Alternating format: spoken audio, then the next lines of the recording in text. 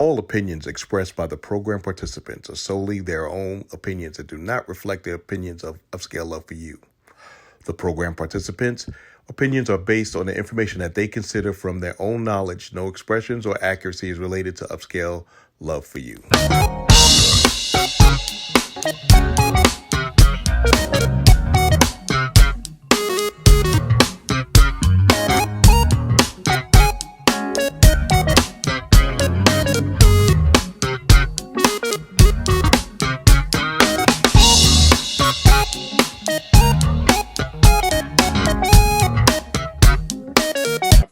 It's time for my case study. Before I start, I would like to thank Ms. Jennifer Bird, who gave us this subject and asked if we talk about it. We thought it was a good subject, so we added that. So thank you, Ms. Bird.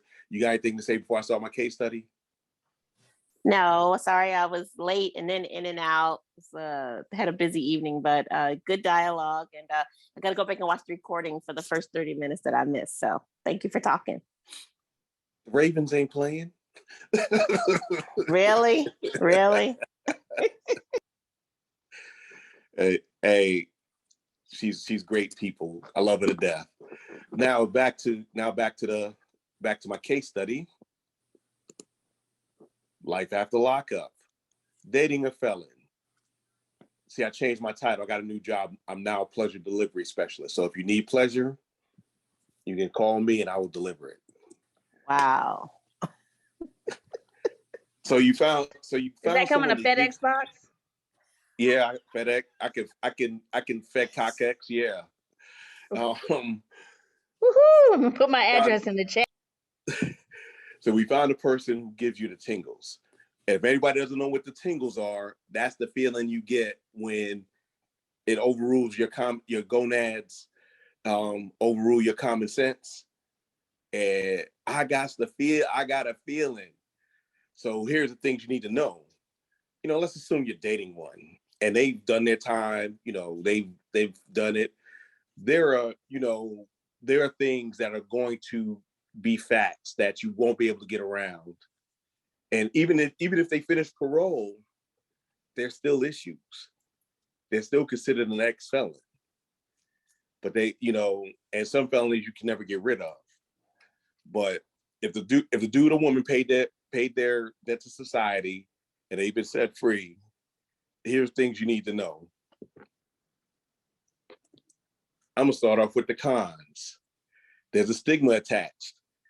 You know how it is. Everybody thinks about, big bad felon, criminal, nobody gonna mess with them. But the same thing goes against it is, it goes to the next thing is, I get protection, but do you really get protection? Because what if that dude don't want to go back to jail? Or what if that gal don't want to go back to jail? They might do stuff the worst to not go to jail, like shoot everybody. Lack of employment. Beyond the stigma, they've been trying to do this thing called ban the box. Does anybody know what ban the box is?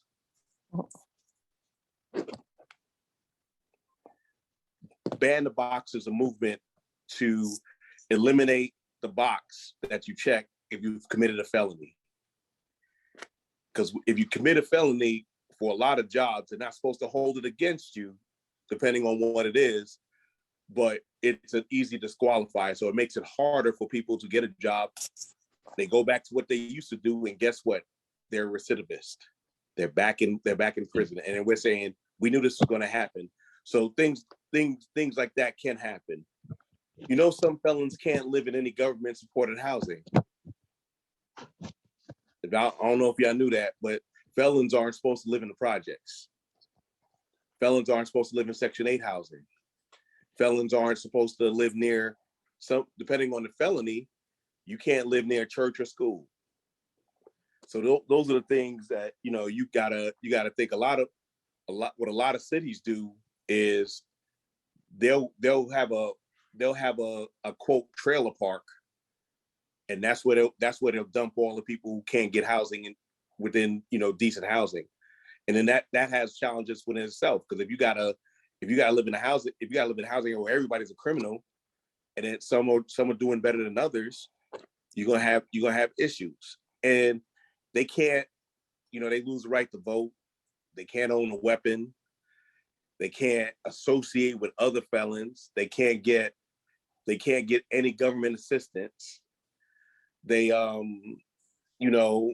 they are treated as second-class citizens, and a lot of that's what they're trying to do, prison reform, because a lot of times you set up a person. That's why they talk about especially in our community, the school to prison pipeline, where minor offenses become major offenses after a certain age, and then they're just feeding the prison, and it's just a circle, keeps people in business.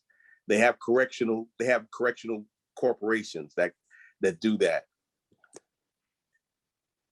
Here's the pros of dating. Think about this.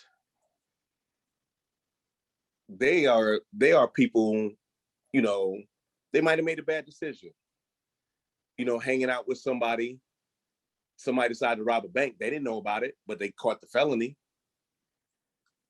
Or you sitting at, sometimes, especially it happens with Black folks, you could be sitting at somebody's house. Next thing you know, 12 is knocking through your door. They don't care who did it or who didn't have it. Guess what? You're still gonna get caught up. So wrong place, wrong time.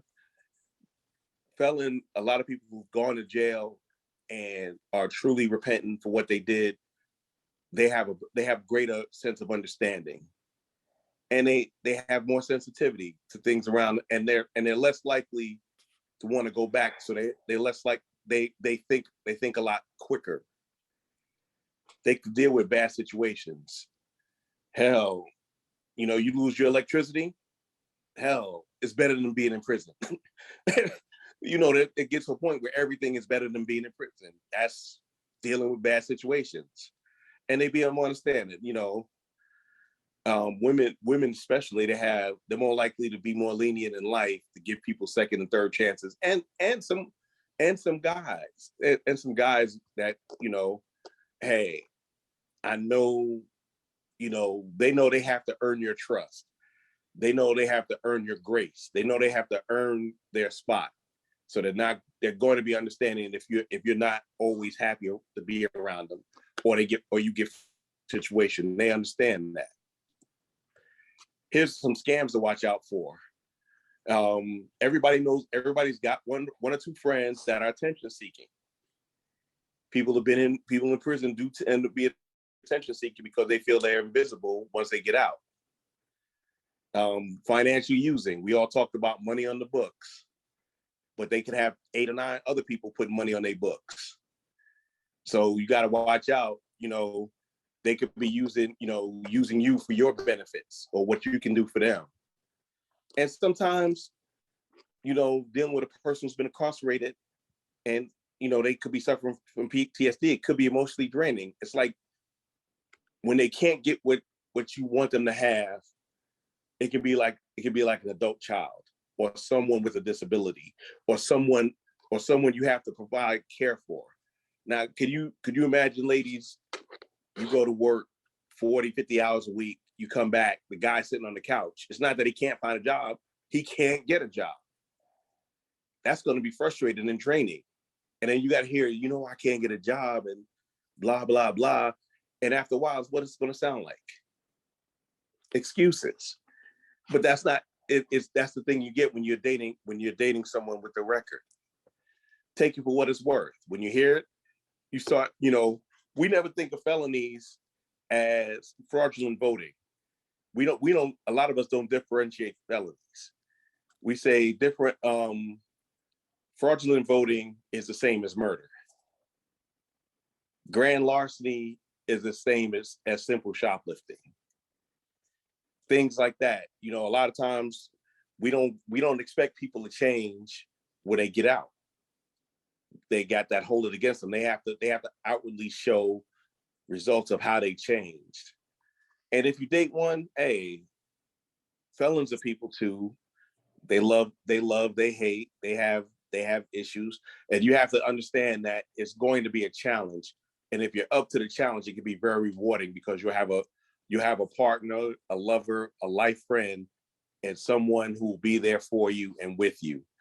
And on that note, that's been a feel-good production. I'm always a lady's choice. And I want y'all to say, I want to thank y'all for allowing me to speak, giving me a platform to voice my prescriptions, and always, vet people, whether they've been in prison or not. Vet people before you decide to give your heart or give your time to them, because you never know what will happen.